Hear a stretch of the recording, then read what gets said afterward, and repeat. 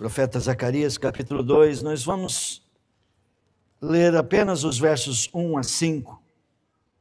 Mas se você puder, sua casa, leia também a parte final do capítulo. A visão, a terceira visão de Zacarias, diferente das demais, da primeira e da segunda, ela é complementada. Acredito que poderíamos até considerar esses versos 6 até o final do capítulo, verso 13, como parte desta visão. Mas é importante que você olhe para os primeiros 5 versículos e vejam nesta cena do homem com a corda de medir, um processo que já está acontecendo na sua vida, que na verdade Deus nunca deixa de fazer. Deus está medindo a sua vida. Para o profeta Zacarias e para os irmãos que ouviram esta mensagem naquela época, isso tinha um significado muito importante, porque eles estavam reconstruindo a cidade. Esse aqui é o tempo de Neemias, o tempo de Esdras, o tempo de Ageu. Eles voltam do exílio e eles estão construindo o templo e reconstruindo os muros da cidade. Quando você vê Deus medindo, é como se ele fosse um arquiteto, projetando a reforma dos muros da cidade. Se você ler Ezequiel, profeta do exílio, Ezequiel, a partir do capítulo 42, você vai ver Ezequiel fazendo algo muito semelhante. Em Ezequiel, um homem também mede o templo e os muros do templo. Usa uma linguagem muito parecida com esta. E aqui há uma cidade sendo medida. Essa visão de Zacarias, ela está sendo usada para preparar o povo. O profeta Ageu disse: eu vou habitar no meio de vocês. A minha glória voltará ao templo. Mas para isso, nós precisamos preparar a cidade. Isso tem a ver com a sua vida e com a minha. Porque nós precisamos nos preparar para a presença de Deus. Deus prepara a sua igreja para a sua presença, para a sua volta, para a sua chegada. E é nisso que nós vamos olhar para esse texto e tentar entender o que significa este tempo de preparo. Porque muitos às vezes se esquecem de se preparar para a volta de Jesus. O texto diz assim: levantei os olhos e vi, e eis um homem que tinha na mão um cordel de medir, uma corda de medir. Então perguntei: para onde você vai? Ele me respondeu: vou medir Jerusalém, para saber a sua largura e o seu comprimento. Eis que o anjo que falava comigo se afastou, e outro anjo veio a se encontrar com ele e lhe disse: corra e diga ao jovem: Jerusalém será habitada como as aldeias sem muralhas, por causa do grande número de pessoas e de animais que haverá nela. Pois eu serei a sua muralha de fogo ao redor dela, diz o Senhor. Eu mesmo serei no meio dela sua glória. Eu mesmo serei no meio dela sua glória. Tem misericórdia de nós, Senhor. Glória nossa. Tem misericórdia de nós. Prepara-nos para que esta verdade se manifeste todos os dias em nós. Seja uma muralha purificadora, que nos purifica todos os dias, nossa proteção do mal, para que a tua glória brilhe em nós. Nos vista com as roupas de teu Filho, Jesus. Abra os nossos olhos para entender a vida, para discernir a santidade e para buscar a tua presença. Nós suplicamos em nome de Jesus. Amém. Meus amados irmãos, Deus prepara a sua igreja. Deus prepara a sua igreja. Deixa eu ver se vai passar o slide aqui. Não sei se estou na posição certa aí, meus irmãos. Me ajudem aí, vocês que estão na transmissão. Vai ter que passar por aí, eu acho.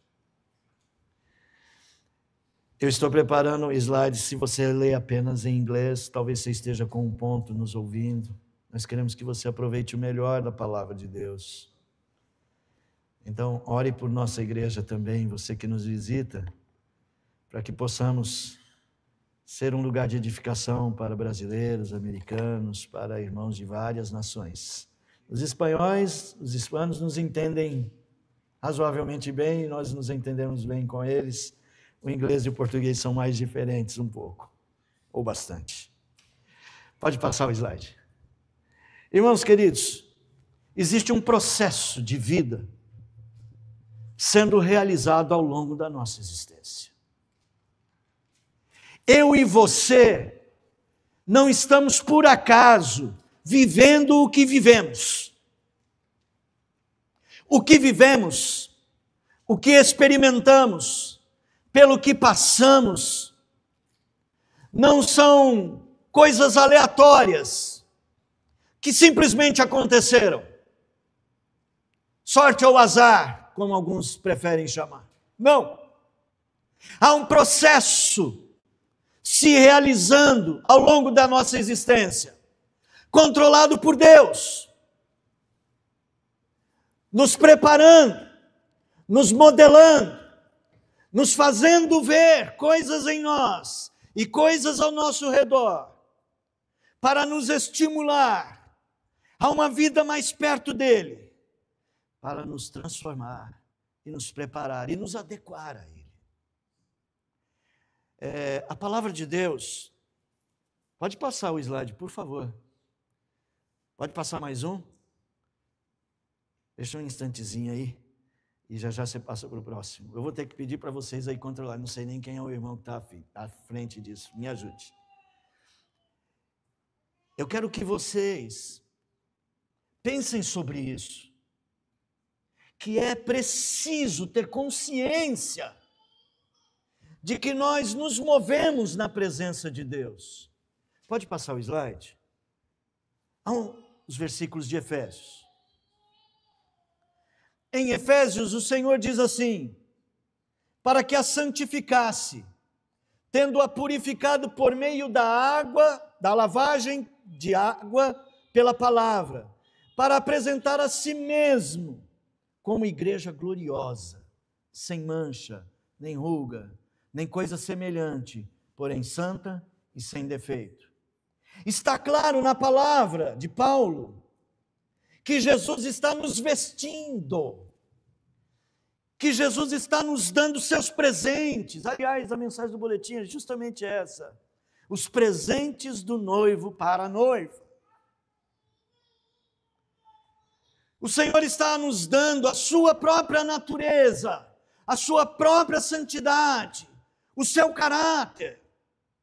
Ele quer ver formado em nós a sua própria imagem, a imagem do Filho Santo de Deus. Meus irmãos, é necessário que eu e você tenhamos consciência desse processo, para não vivermos a nossa vida de qualquer jeito, para não explorarmos esse mundo sem rumo, mas ao contrário disso, pegarmos a estrada certa, o caminho do crescimento, o caminho da mudança, o caminho de Deus. Então o Senhor está nos ajudando na caminhada, porque ao final dessa caminhada, no final dessa estrada, há um encontro, Há um casamento com Cristo. Cristo voltará e um dia desse nos encontrará no meio desse caminho. E precisamos nos preparar para esse encontro. Uma das coisas que a Bíblia muito recomenda é que estejamos atentos e vigilantes, porque o dia do Senhor virá como ladrão. E eu e você precisamos preparar esse encontro para nós, porque Ele tem nos preparado para este encontro.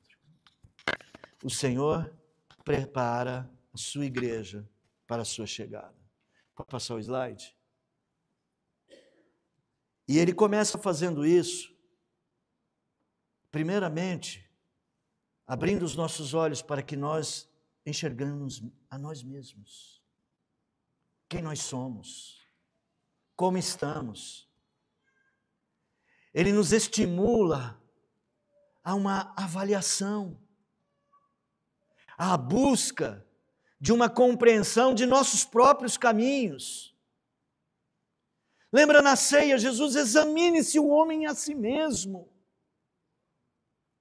O Senhor quer nos preparar para o encontro e a primeira coisa que Ele faz é nos fazer ver quem nós somos. Lembra de Isaías no templo, quando o santo, santo, santo enche o templo, a primeira coisa que Isaías vê da santidade de Deus é olhar para si mesmo e diz: ai de mim, eu sou um pecador. Aquele encontro precisava de um homem capaz de reconhecer que ele abandonou Deus, que ele negava o Senhor, que ele era um homem pecador. Irmão querido, minha querida irmã, nós precisamos de uma clareza contundente sobre quem somos, porque não dá para esconder nada de Deus. Mas para que o nosso encontro com Ele seja o melhor possível, é preciso essa transparência de alma. Olha aqui Zacarias, pode passar o slide? Zacarias, note a mecânica do texto. Quando muda de uma visão para outra, é como se Zacarias nos chamasse, é como uma câmera mudando o foco. Ele estava olhando e o que ele viu foi o ferreiro, lembram disso? O ferreiro, os chifres da semana passada, da visão 2. E agora ele fala: oh, levantei os olhos e vi. É como se ele fala, eu estava olhando uma cena e aí eu vi outra coisa. Na cena anterior ele vê que Deus luta por nós, que Deus tem os seus instrumentos para nos defender do mal. Mas agora ele quer ter uma outra visão. Levantei os olhos e vi. Então Zacarias é levado. Inicialmente ele não conversa com o anjo, ele não pergunta para o anjo o que é isso, ele tem um diálogo com a visão. Eis um homem que tinha na mão um cordel de medir, então eu perguntei para ele: para onde você vai?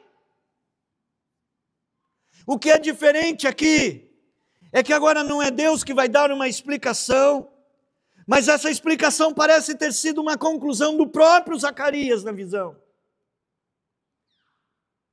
Para onde você vai? Eu vi um homem que tinha uma corda de medir. Bom, eles não tinham trenas. Se existisse trenas, eu diria: eu vi um homem com uma trena na mão. Eu vi um homem com uma corda de medir. Para onde você vai, homem? Ele respondeu: vou medir Jerusalém, para saber a sua largura e o seu comprimento.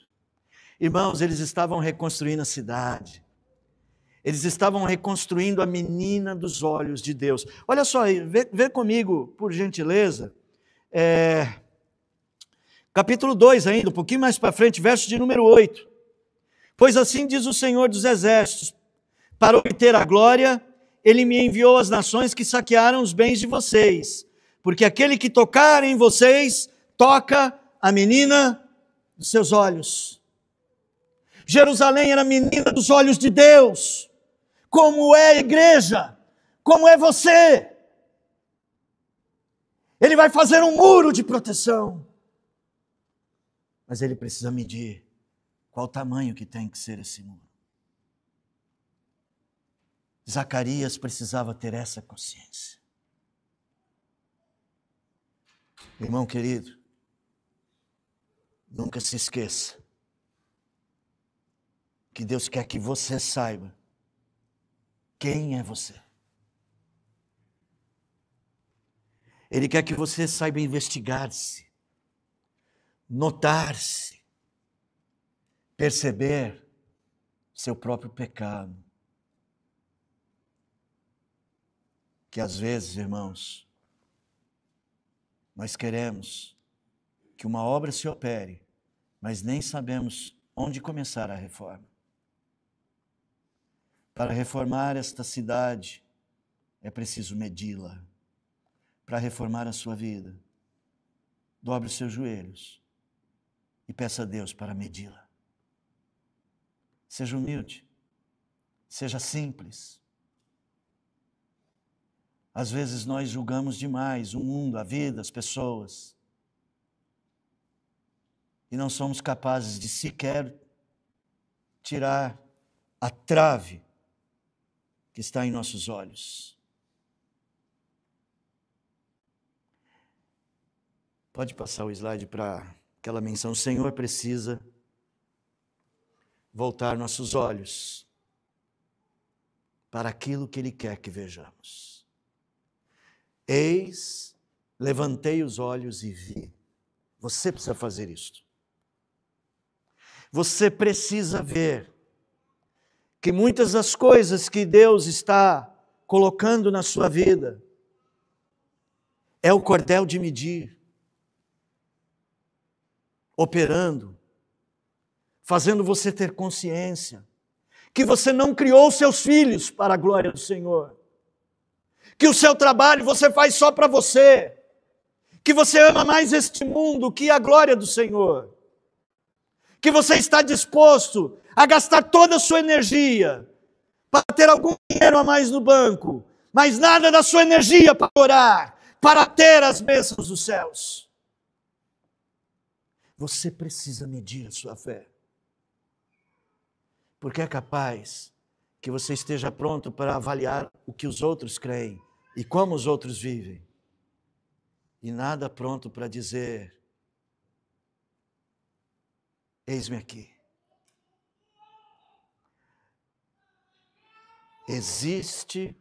Ele quer que vejamos que existe um processo de constante aferição da nossa vida. Deus quer que tenhamos consciência de que Ele está sempre trabalhando e que o trabalho dele vem pelo nosso arrependimento, se materializa na nossa consciência, como um arquiteto que avalia a reforma, levantando as medidas corretas para a transformação correta, para o uso correto dos materiais.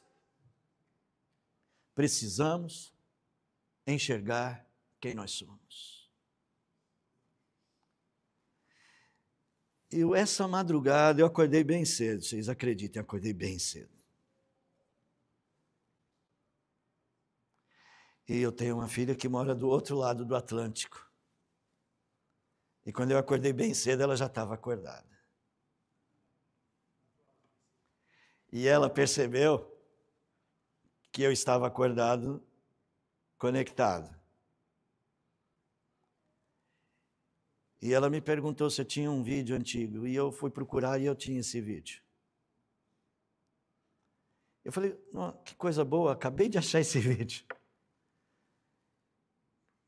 Foi uma pequena mensagem que eu havia feito pela internet, como a gente pretende fazer aqui, sabe, pequenas mensagens de vídeo. Para o Insta, para o YouTube.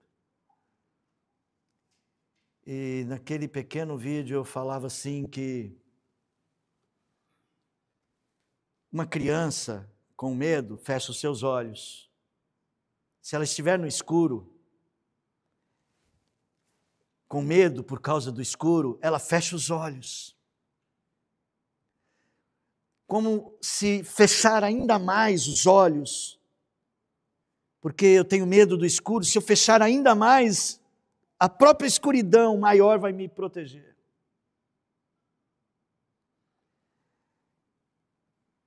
Mas o melhor jeito de se proteger do escuro é enxergar a luz.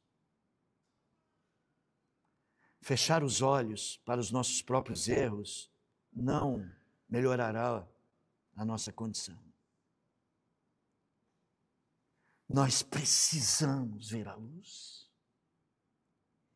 E Deus vai levar o nosso coração a um ponto em que nós vamos perceber é a corda de medir de Deus. É Deus me mostrando as medidas. É Deus me fazendo conhecer o meu pecado. É Deus me chamando para uma reforma da minha vida. Não aperte os olhos para ficar na escuridão. Abra os seus olhos quando Deus te mostrar e venha para a luz. Louvado seja Deus. Pode passar. O Senhor prepara a nossa vida para a sua chegada, nos fazendo perceber que essa reforma que Ele está fazendo em nós tem um propósito. Nos dar propósitos, ou nos dar um propósito de vida. Ele está nos fazendo perceber que nós temos um propósito de existir. Que Ele nos fez por algum motivo de amor no seu coração. A minha vida precisa ser vista à luz da visão de Deus sobre mim. Deus fala, entenda suas medidas. E agora eu vou explicar a reforma que eu vou fazer na sua vida. Eu vou mudar a mentira em verdade. Eu vou mudar o roubo em trabalho. Eu vou mudar as fúteis buscas deste mundo em missões. O Senhor vai transformar a tua vida. E especialmente para isso, para preparar você, Ele precisa criar em você um senso de propósito. Porque Ele te fez com um propósito. Pode passar o slide? Eis que o anjo que falava comigo se afastou. E um outro anjo veio se encontrar com ele e lhe disse, corra e diga àquele jovem, o jovem é o Zacarias, Jerusalém será habitada como as aldeias sem muralhas, por causa do grande número de pessoas e de animais que haverá nela. E aqui começa a perceber que quando Deus mede Jerusalém para fazer a reforma, Ele já mostra por que é que eu estou reformando Jerusalém, por que é que eu estou reformando a minha igreja, por que é que eu estou preparando a vida dos meus filhos? Porque Jerusalém será habitada. Ela será habitada em uma medida que ela nunca viu antes. Irmãos, havia cidades naquele tempo tão grandiosas. No tempo de Zacarias eu não saberia dizer, mas um pouco antes do tempo de Zacarias, a cidade de Nínive, que nós vimos lá em Jonas, lembram disso? A cidade de Nínive era considerada uma das maiores cidades do mundo da época. De tal forma, ela era tão grande como cidade, que na verdade a cidade era maior do que a própria cidade, ela superava os seus próprios muros. Havia vilas e mais vilas fora dos muros. É disso que o texto de Zacarias está dizendo, Jerusalém será habitada como as aldeias sem muralhas, como se não houvesse limites, como se não houvessem restrições. da presença de pessoas em Jerusalém. Nós precisamos deixar a nossa vida seguir o curso deste propósito, de sermos uma cidade aberta a amar e receber pessoas. É urgente essa mensagem. É urgente esse conhecimento. Nós precisamos entender que o propósito de uma igreja não é abrigar as suas famílias queridas e amadas. O propósito de uma igreja é alcançar os que estão perdidos. O propósito das nossas famílias não é cuidar apenas de si mesmos, mas alcançar outros e outros. Quando Deus chama Abraão e prova sua fé, ele usou, nós lemos hoje aqui a expressão, em ti serão benditas todas as nações. No outro lugar, em Gênesis ainda, no capítulo 12, ele diz assim, em ti serão benditas todas as famílias da terra, como as areias do mar, as estrelas do céu. Abraão tinha que entender o seu propósito de existência, olhando para fora das muralhas, olhando para fora de si, olhando para um propósito que não está em você. Não viva a sua vida com Deus olhando só para dentro da cidade. Quando você olhar para dentro da cidade e falar, olha, a minha cidade precisa ser reformada.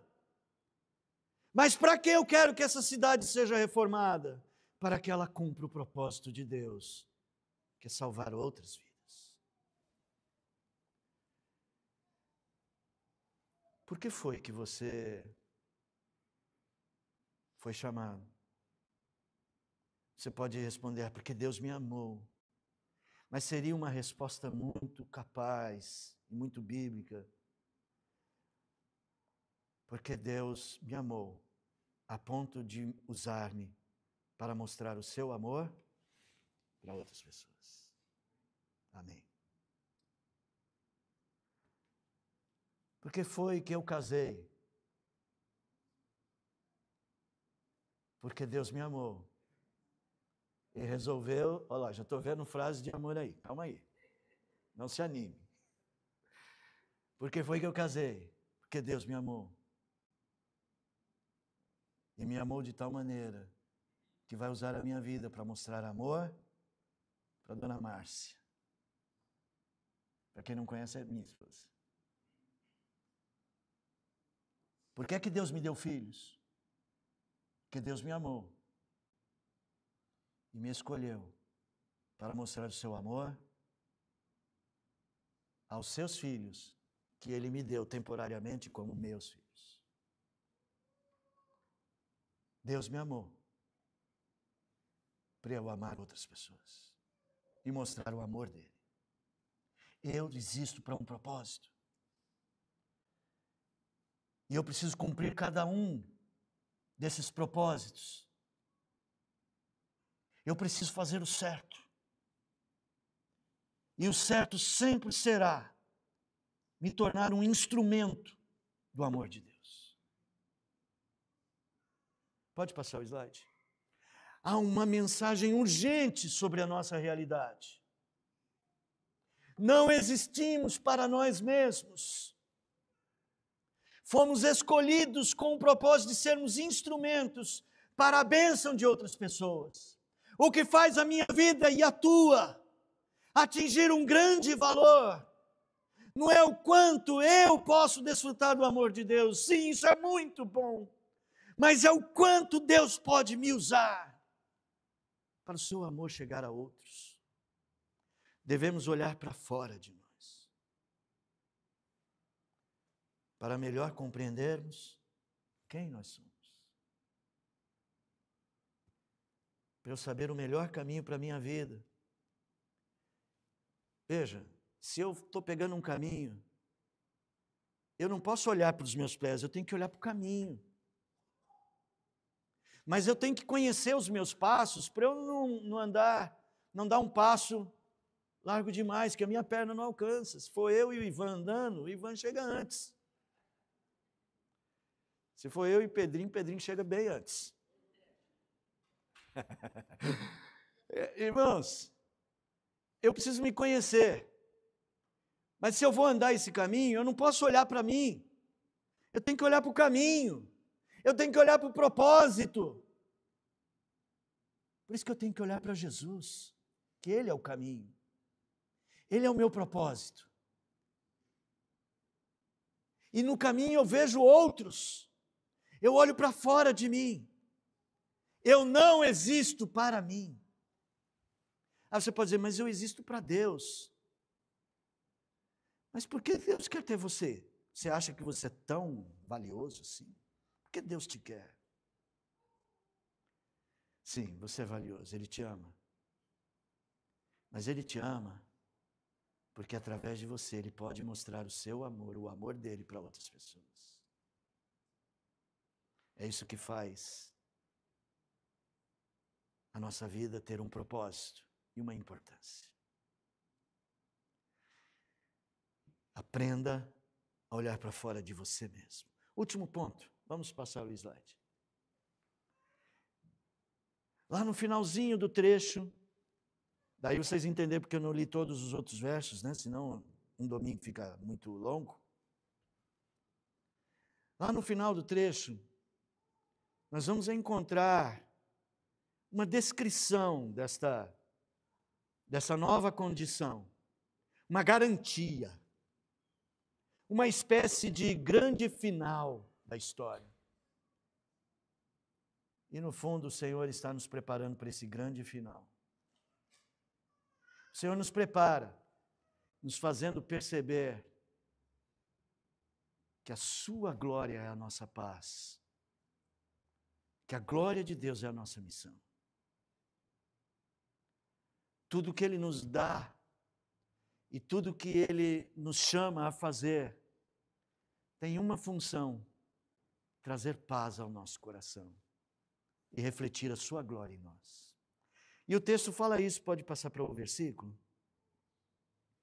Pois eu serei uma muralha de fogo ao redor de Jerusalém, diz o Senhor. Eu mesmo serei no meio de Jerusalém a sua glória. Ai, Deus, que as pessoas vejam em mim a tua presença. Essa é a minha glória. A minha glória é Cristo que vive em mim. Quantas vezes isso é dito por você, sentido, pensado? Quantas vezes é isso que dá combustível para você?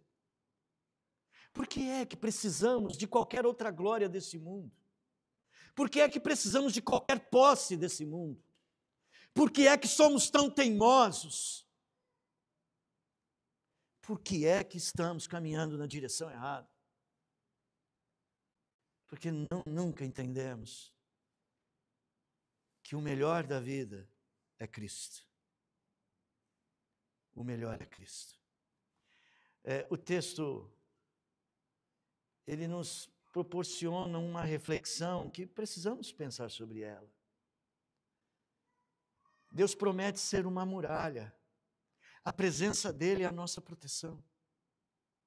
Nós não precisamos construir nossos próprios muros, nos proteger das pessoas.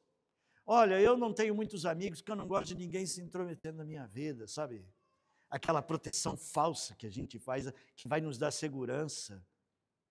Nossa segurança não é a distância das pessoas. Ao contrário, isso impede, isso diminui que tenhamos facilidade para cumprir nosso propósito de sermos luz. A nossa segurança não está nos castelos que construímos com dinheiro, com fama, com poder, com algum sucesso. A nossa segurança é a pureza da presença de Deus. Uma muralha de fogo ao redor dela. Você lembra, o fogo purifica. É por meio do fogo que o Senhor tira de nós as impurezas. O Senhor promete nos proteger do mal. O Senhor é a nossa proteção. O Senhor é a nossa muralha. Nós não precisamos construir muros. Quando Ele mede a nossa vida, o que Ele quer? Construir um coração que o ame. Ele diz, eu mesmo, e aqui é uma ênfase, é um jeito hebraico de dizer, eu mesmo, eu pessoalmente, eu mesmo serei no meio dela a sua glória. O que tornará a igreja de Cristo dela é a presença de Cristo. O que torna a igreja, a sua vida, bela para Deus, é que Ele veio morar em seu coração. E que Ele está construindo essa presença, preparando você para cada vez mais perceber isto. Eu louvo a Deus, que muitos já perceberam, mas há muito mais a se perceber do que Deus é capaz de fazer, habitando num coração crente e quebrantado, humilde e entregue às mãos do Senhor. Pode passar o slide para o texto final. A nossa alegria não estará em nossa autorrealização, ou em nossa capacidade de fazer o bem, mas em percebermos-nos como instrumentos do amor de Deus para a sua glória. O que glorificará a Deus na sua vida é que Ele pode se mostrar a outros através de você, através do que você faz. Se o que você faz é louvar a Deus num grupo de louvor, é evangelizar nas ruas, é discipular alguém, o que você faz, a pessoa não faz nada disso, eu quase só consigo orar pelos meus filhos. É assim que Deus vai usar a sua vida? Na oração? Ore. É na evangelização? Evangelize. É servindo as pessoas e mostrando o amor de Deus no cuidado com os outros? Cuide.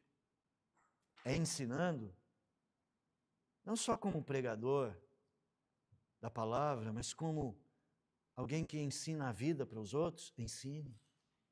Viva. O que Deus fez de você é o que Ele quer fazer no mundo. Seja quem você é para a glória de Deus. A tua glória é mostrar o seu Deus. Que todos nós tenhamos essa consciência. A nossa paz será a própria consciência de que nós somos a alegria de Deus. Uau! Deus disse, eu me alegrarei em ti.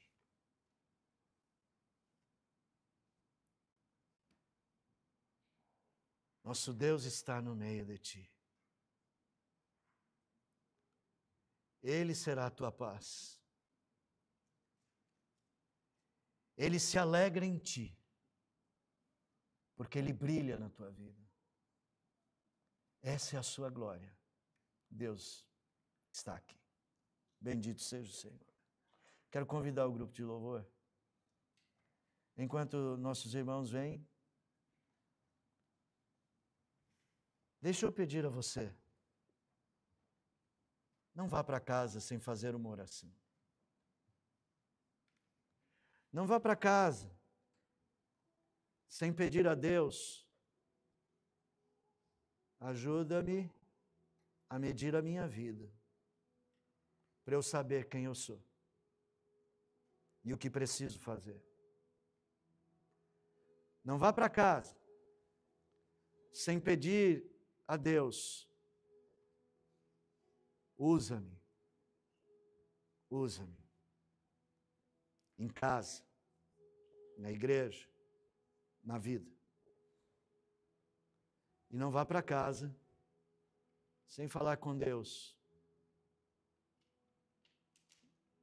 brilha em mim, brilha em mim. Essa é a nossa glória. Vamos ficar em pé. Vamos ficar de pé,